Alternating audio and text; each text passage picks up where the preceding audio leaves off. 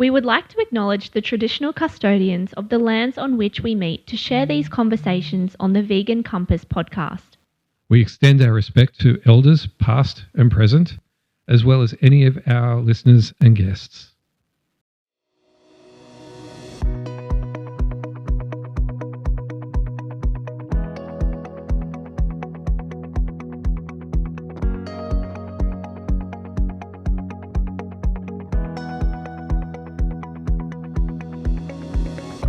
Hello and welcome to the Vegan Compass podcast, unveiling truths, inspiring change.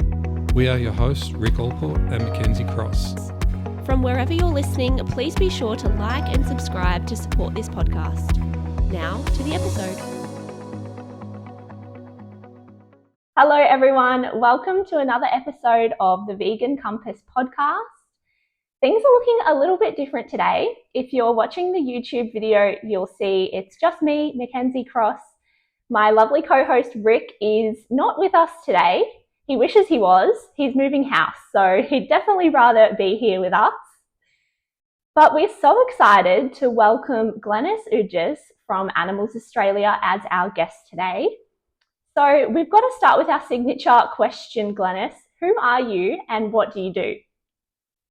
Well, I am Glenys Oogjes. I'm only known by that name, and I'm the CEO of Animals Australia, which I'm sure most of your listeners and viewers know. Our organisation who works on farm animals and changing the world to a kinder place. Wonderful. So you've been working for Animals Australia for quite a while, but let's take it back a little bit to the early days. What inspired you to start working in animal advocacy? Was there some defining moment or experience? Yeah, well, a few, but it goes back a long way, as you say, and let's be nice and not talk about how long it was. But it was in the very early days of the new animal rights, animal welfare movement back in the 80s. And a friend from university told me about animal use in research, particularly cosmetic testing on animals. And I was appalled, shocked, amazed that could be happening. That just started things off, and it wasn't that, and so I started looking into it. It wasn't that long after I was introduced to Peter Singer's Animal Liberation book, which I know very many people start that way, but it gave me a framework and lots more information. And then I wanted to get involved. I as I found out more, and I started to, on a voluntary basis, get involved with committees that were starting up at that time. In fact, the Humane Society of Australia, which doesn't really exist in that form before now, but I worked with them for a number of years before joining as a staff member. The first I wasn't the first staff member, but the first, I was the only staff member back in the early 80s. And that started my professional animal welfare career, I suppose, but I've been a volunteer, as many people are, before that.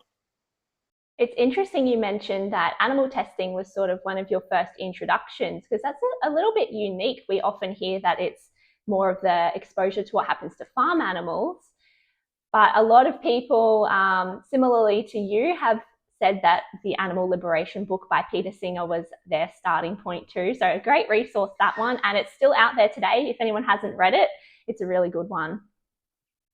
So you mentioned Animals Australia and some of the work that you do, and obviously now you're quite a large organisation that lots of people in the animal rights and vegan movement know about. But can you tell us a little bit more about what Animals Australia does? Sure.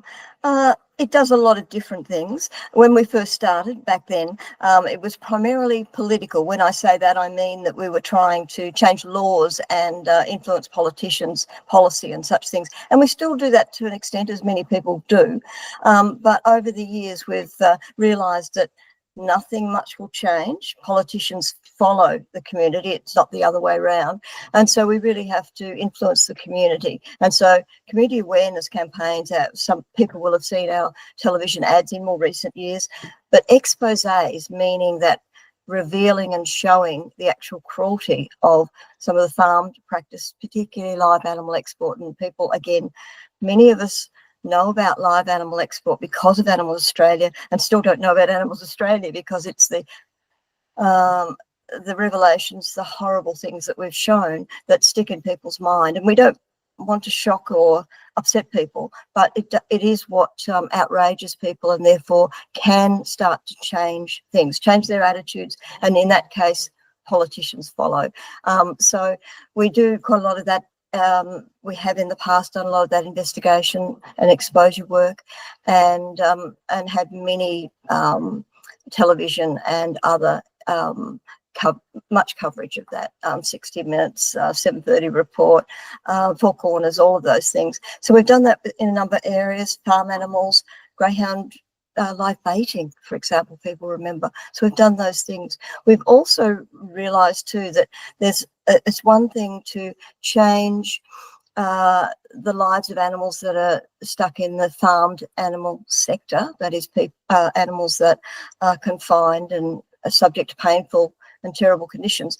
But we also need to reduce the number, eliminate the animals stuck in that system. And so therefore we need to change people's diet. And so in more recent years, last decade or so, we've been trying to innovatively introduce plant-based eating to people and try to reduce the barriers to people moving, transitioning to a plant-based diet. So that's a big part of our work now.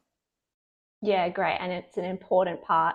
Just circling back to some of your live export exposés for a moment, we did a whole episode with Katrina Love on a deep dive on live animal exports in Australia, busting some of those myths and really looking at the statistics about what's happening overseas and how horrible these voyages are and the slaughter conditions overseas. So yeah, it's really amazing, all of the investigative work that you've done. And if anyone wants to know more, go back to that episode with Katrina Love.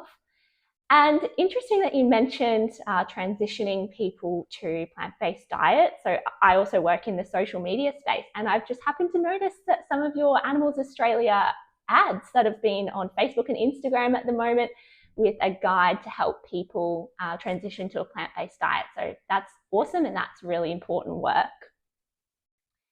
So you sort of touched on how Animals Australia has evolved over the years, and your campaigns cover a really wide variety of animal protection issues. You've particularly focused on factory farming and live animal export. These are all really incredibly challenging issues. So what keeps you and the team motivated to push forward even in the face of some of these setbacks that we've seen in these industries? Yeah, it's a hard area to work in, and although it's not unique to people who want to change the world, if you think about people, the environment movement, the movement against mining and such things, it takes a lot, because the very large companies, usually often with government political backing, have seen no reason to change, and so it's very hard. And they have more money to throw at advertising and promotion of their own products. We see that with Meat and Livestock Australia lamb ads each year. They throw a lot of money at these things. So what keeps me going? Well, the animals keep us going, and also the knowledge that we would be not only a kinder but a healthier and more environmentally friendly world if we were to succeed. That is, if we were to convince so many more people all that they were able to realise themselves. We're not here to tell people what to do, but we do hope people will have a raised consciousness about what they do and their choices they make. So we see great feedback from our supporters and donors and people on social media that really think that what we're doing is terrific, and that we're doing things that they wish they could do. So that's what sustains us. It's hard to, particularly the exposés.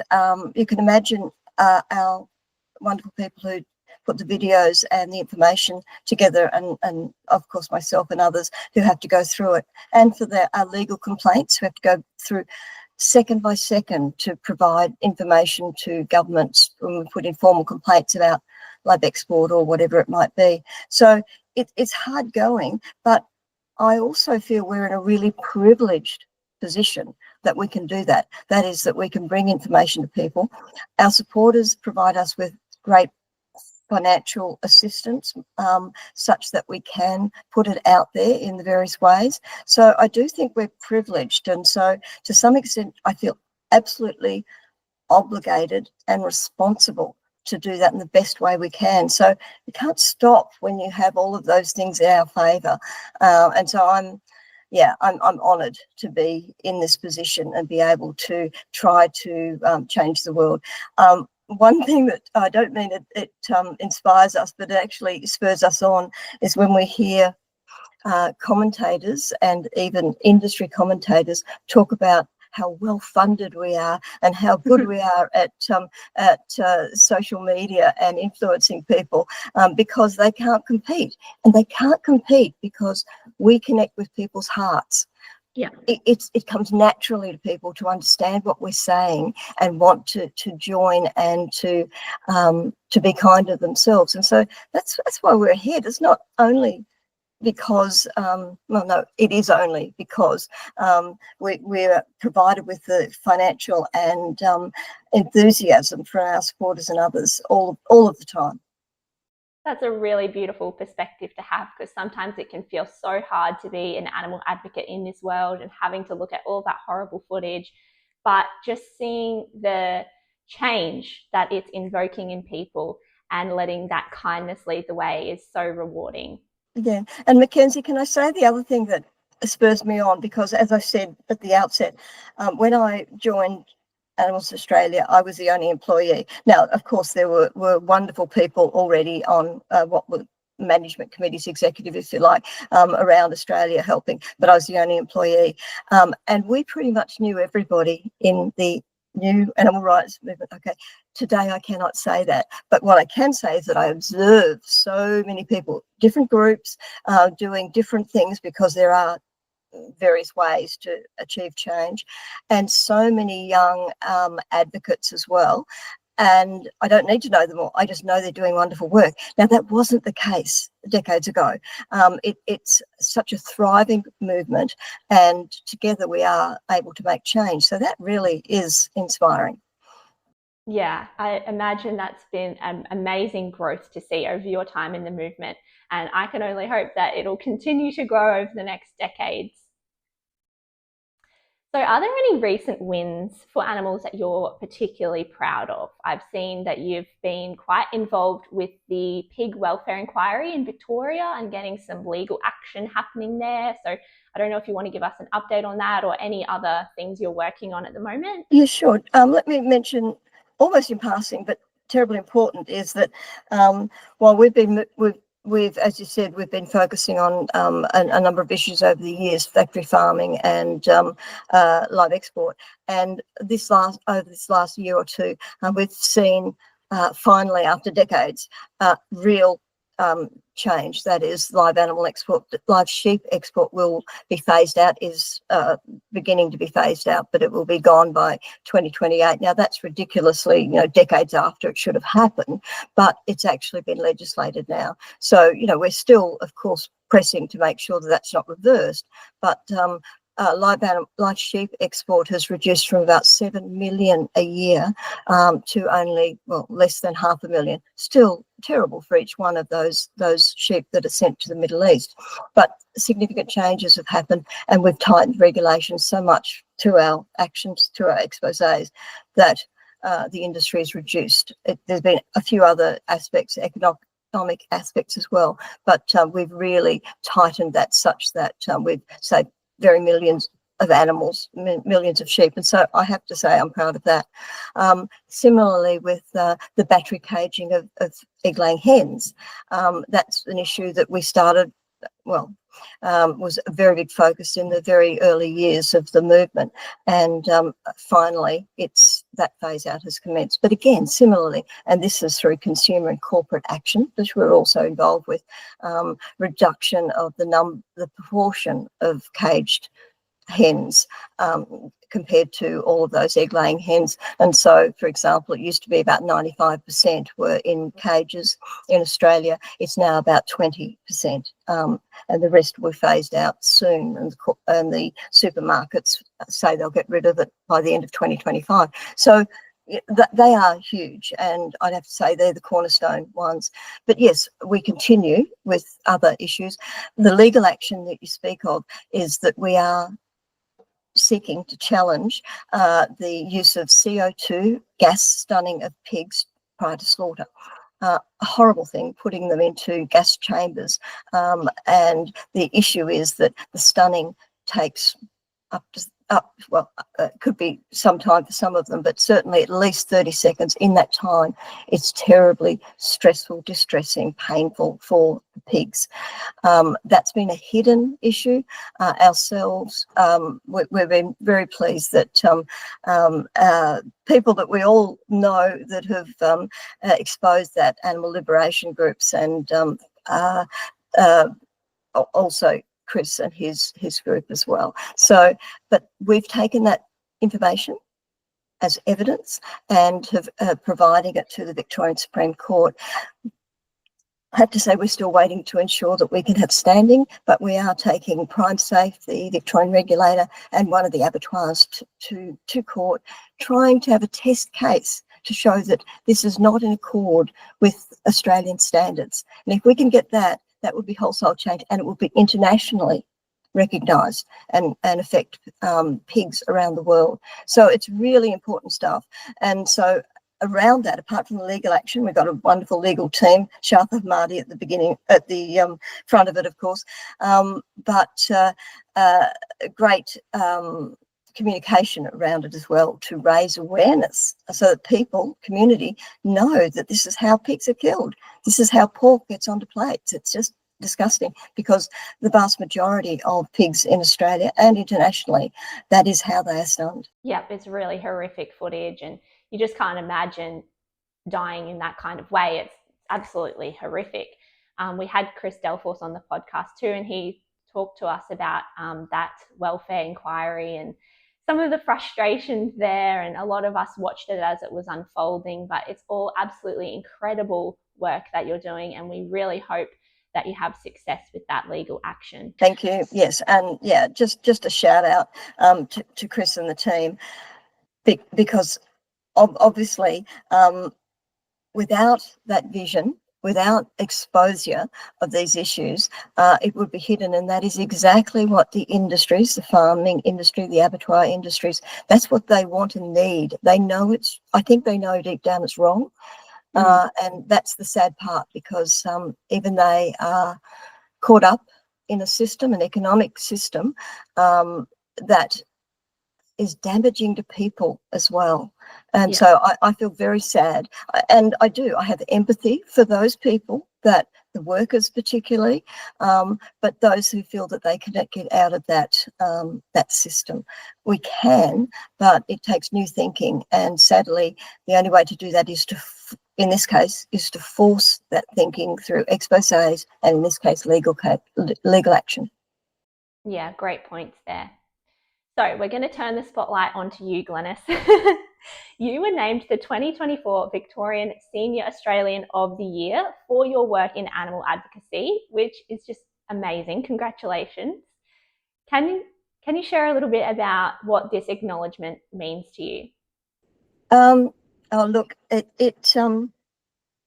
was a surprise. I had no idea. And indeed, when I had a call last year, year before, of course, just before 24, I had a call that I was busy working as usual, and it went through to voicemail. And when I listened to it later in the day, I had to listen to it 3 times to see what they were talking about, or whether it was a scam of some sort.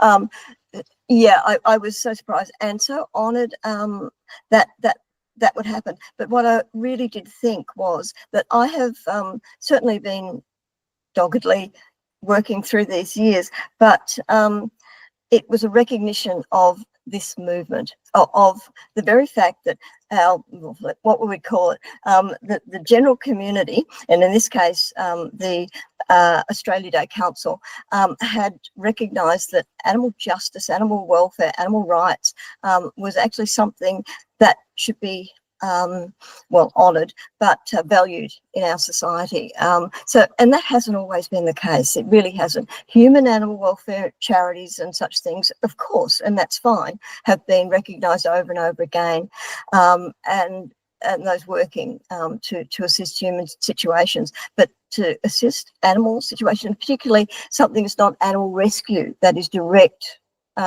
caring of animals. I was the first one. That is, this was the first time it had been recognised. So I was so pleased. I felt we'd come of age. Yeah, that's amazing. It is really remarkable, and we're starting to see a lot more recognition with different awards for different animal advocates. We spoke to Pam from Edgar's Mission, and they recently won the TikTok for Good award, which is so cool. And then the Animal Justice Foundation does the Animal Justice Awards as well to recognise people in the animal rights and animal protection movement. So it's such an important part of what we do to recognise all of this great work. But it's even more special in your case that this was not an awards necessarily related to animal rights or animal protection at all. So to get the recognition for animal advocacy is really special. Yeah, it's a broader thing, and it's so, I see it as related to the work we do, which is the recognition that it is the community view that needs to be better informed, and therefore better articulated, and that the community comes along. And this just sort of indicated that, this is a valuable area of concern for people. It gets right up there as a good cause. I was really pleased. And rightly so. So looking back on your career, what are you most proud of? Oh, look, I think I'm most proud of bringing people together, meaning when Animals Australia started, it wasn't even called Animals Australia, Mackenzie. It was the Australian Federation for Animal Welfare. It came together Christine Townend, who very many people will know for her wonderful books and her leadership of animal liberation in New South Wales and other tasks, and Peter Singer, and realising that there were disparate groups, a number of groups back in the 80s, and they needed a single voice. And people now may be surprised to realise and know that there was no internet, there was no email. The way people communicated back then was, of course you could pick up the phone, although I think it was called an STD call, meaning a long distance call when you call someone interstate, and otherwise letters and such things. So it was very, very different. And so needing to bring them together to assist, but also to be a single voice, was really important.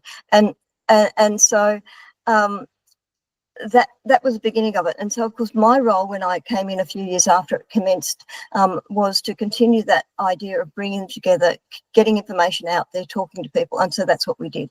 And that's a theme that's continued on. We've ensured that we've never got involved in any conflict between groups, because that could be a very big thing, and that has been something that we've ensured hasn't happened. And I think that our movement, of course, there's concerns from time to time, but they're not great, and they're certainly something that I'm pleased that we've been able to navigate around. And within Animals Australia, we've never had that problem. So now I see my role and the role of Animals Australia of helping others. And I hope people have recognised that Animals Australia is so keen to share its expertise, share its assets, if you like, that is our photos and our such things, to assist others. And so that's what I'm really proud of. That is that we are a generous organisation, because we need everybody working together, and we need everybody working at the highest level they can. And if we can help them to do that, we want to do that. That's also evolved just more recently in our international and national grants program to help individuals and groups that have a real potential to improve the world. And so we continue to do that, and we continue to work with our colleague organisations as well in that same ethos, if you like, to work all together towards what is a common goal, a kinder world. So they're the sort of things I'm proud of. Obviously, I'm proud of the successes we've had, so-called, but there is so much still to achieve that it's very hard to say that's the best thing that we've done, because here we are sitting here, I'm thinking, yes, it's great we're getting rid of battery cages soon, or live sheep export, but the thing is that other issues are still sitting there. I can't even say to you that I think commercial free-range farming of egg-laying hens is a good thing. I actually don't. I think we have to move to the next level, which is not to have them in those commercial situations at all, and that to some extent again means reducing demand. So I'm ranging over a whole lot of areas, but I just think that it is the bringing together that we started with that is required now, and a generous spirit across the movement, and to grow that movement that I'm proud that we've been doing, and I want to strive to continue to do. Yeah, amazing. And I think there's so much more that we can achieve when we're a unified front for animals. It's just going to get us so much further into the future. And that's what the animals need, really. We need to sort of forget all the little nitpicky things. You know, we're not going to agree with everyone. That's okay. That's not what we're here for. We're here for the animals and to achieve change for them. And that's going to take all of us coming together for that greater good. So I love that answer. What gives you hope for the future when it comes to improving the lives of animals?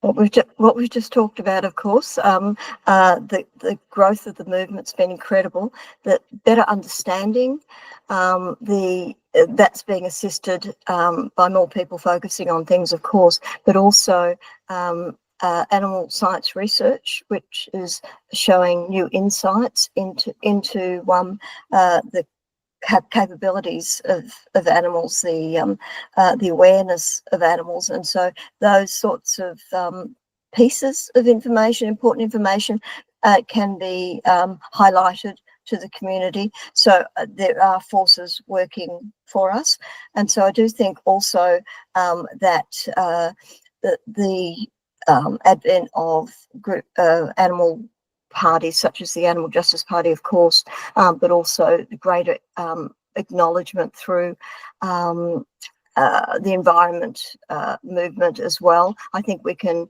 actually, we're starting to see the environment understanding the connections. Obviously, some of them have, but I mean in a more broad sense that we need to actually reduce our footprint through the way we treat animals as well. And so the coming together of that understanding, sadly, the environmental situation, meaning climate change and the problems we're facing, is forcing that. I'm not pleased it's forcing that, but I do think that will add to the impetus for change.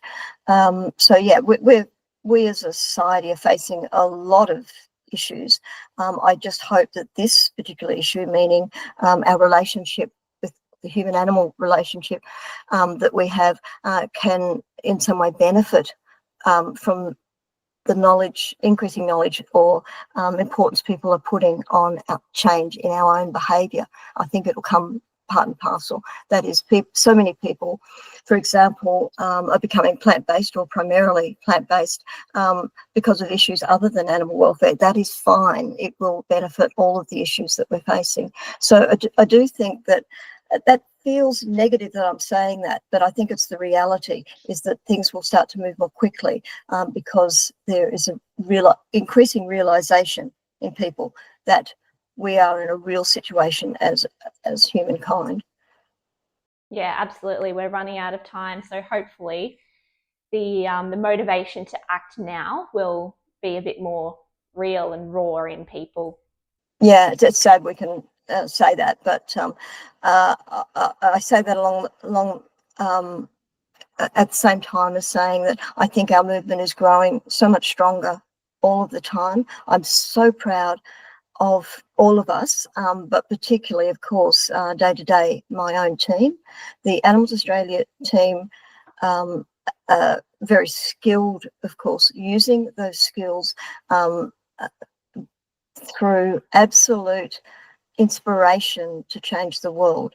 And the way they work together, the way they inspire others as well, is, yeah, it warms my heart. I just can't believe the wonderful work that's coming out of, well, our background support team. Of course, you understand our digital systems and our administrative and financial system have to be top notch, and they are. But also the wonderful board we have that allow us to take risks, if you like, and then the wonderful leadership we have, such that our communication style inspires and brings people along rather than scares the community. Yeah, all of those things come together. I'm so proud of that. And then, as I say, of the broader environment. You'll know that over these last few years, we've been part of the Australian Alliance for Animals, and they are bringing such great professionalism and, of course, all of us together in order to press hard for change. So, yeah, so many things to look forward to and be proud of. Absolutely. We have to have some kind of hope for the future, or it's all a bit too hard. It is, and we also know we have to look after each other, and so we need to celebrate each and every win, step forward, if you like. The animals seem not to be aware of what we're doing for them, so it's not as if we have a cheer squad there.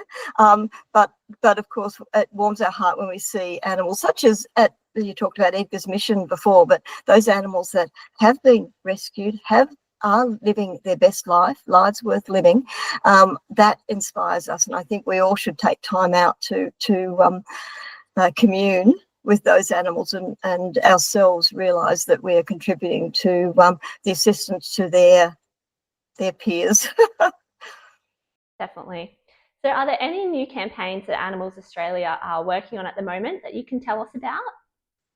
Look, you probably know most of them. We don't keep things up our sleeve as such, and the issues that we've worked on always still need to be worked on. So yeah, we're ensuring, with the federal election coming up, of course, we're working with other groups to ensure that the wins, particularly the live sheep export phase out, is not reversed if we were to get if there was a coalition government elected, because they have vowed that they would reverse it. So, those are everyday things that we'll need to be doing in the lead up to the federal election in 2025.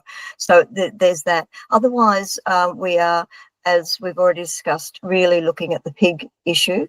Of course, CO2 stunning of pigs before slaughter is the leading that, but we'll also hope that the pig standards, the pig code, will be reviewed, and some of those issues, such as to do with breeding pigs, of course, breeding sows and boars, will be looked at. So there are those. But otherwise, our community awareness work is continuing apace.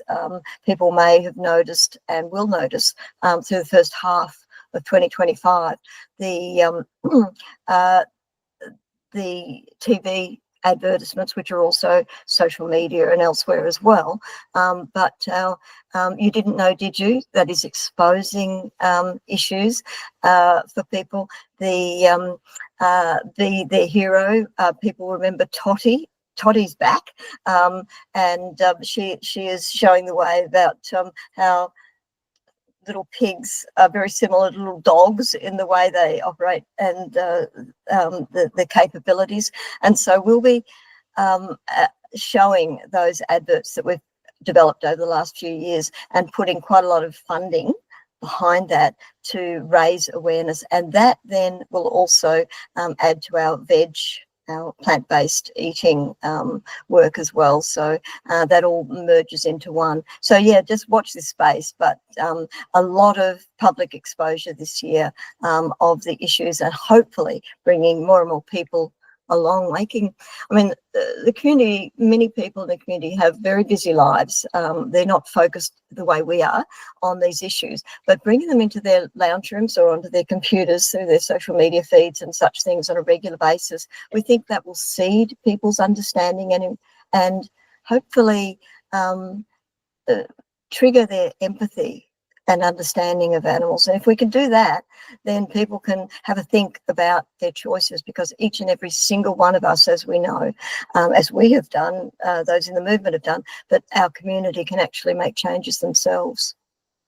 Yeah, absolutely. And as someone who works in social media and digital marketing, it is absolutely the place to be. And the ads that you guys have developed are so powerful. I remember that one. It was maybe 5 or 10 years ago, and it was sort of a cartoon type one with the little pig who flies out of the factory farm. And that one still gives me goosebumps thinking about it. It's back. Stay tuned. Amazing. Yeah, we call that making it possible. And Yes. the idea of that one, yes, animated, using some, that was really expensive too.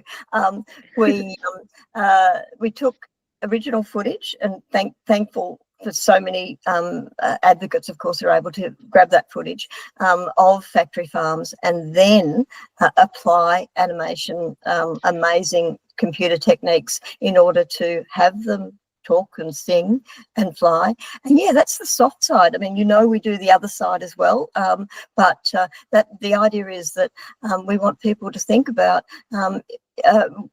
the circumstance, the situation. If they could possibly think of themselves in that situation, what would they think about? What would they dream about? And yeah, it's uplifting, isn't it? As the little pigs uplifted, they're uplifted as well. Yeah. Yeah, and you just think, oh, I wish they all could grow wings and fly out of there. I have to tell you that over time in the office, because so many people love that, we've had people send in their artwork of flying pigs. I've got a little pin that somebody found or had, a pig with wings. Obviously that goes back to, pigs might fly, that idea, which is not really what we're talking about, but it invokes that in people. That is that we can give pigs wings. We can actually change their lives. So yeah, I love it too, and it's back. I'm so excited. I'll keep an eye out for it. So how can our listeners get involved with you or support Animals Australia? Oh, look, in the traditional ways, if you like, or certainly just go to the website, animalsaustralia.org, of course, and you'll see that you can join up as a member, as a donor, but you can get onto various email lists and go to our socials as well and get those feeds on a regular basis, because there's so much you can do. One of the campaigns that's out there at the moment, which is called Join the Evolution, it's a follow-on from Make It Possible. Join the Evolution has a great magazine that you can get. The other place to go, and many of the people listening to this will already be there, but to provide to their friends, our vegkit.com. Vegkit.com is a campaign of ours, if you like, that is, but a separate website with wonderful recipes and things that you can do. We're just at the end of Veganuary, is that how you say it? I always get it wrong at the moment. And so there's lots of initiatives there too. But so many ways to get involved, but just connect and we'd love to have you along with the ride. That's great. We'll put the links for the website for Animals Australia and VegKit in the show notes so people can easily access them, along with your social media.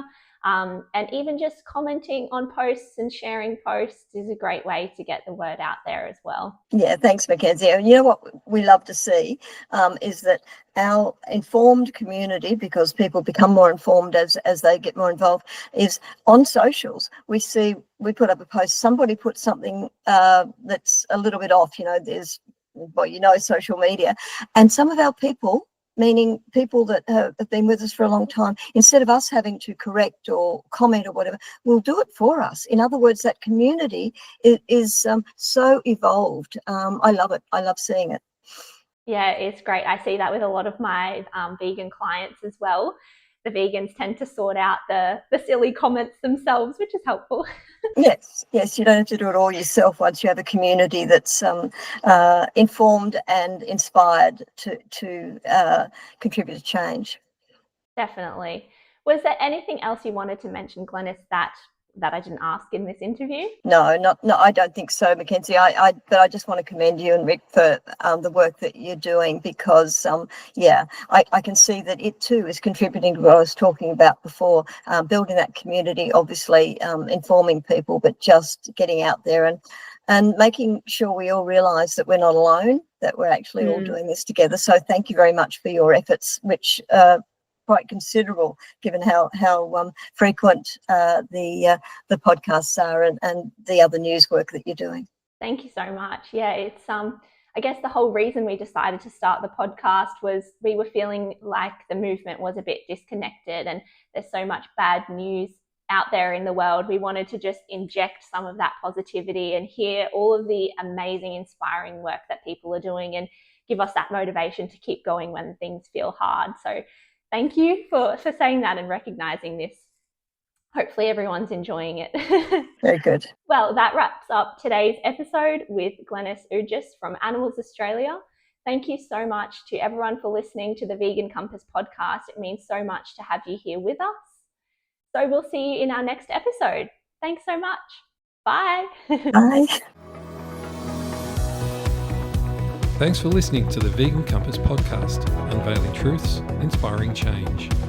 Be sure to follow us on social media at @thevegancompass_podcast. See you next time.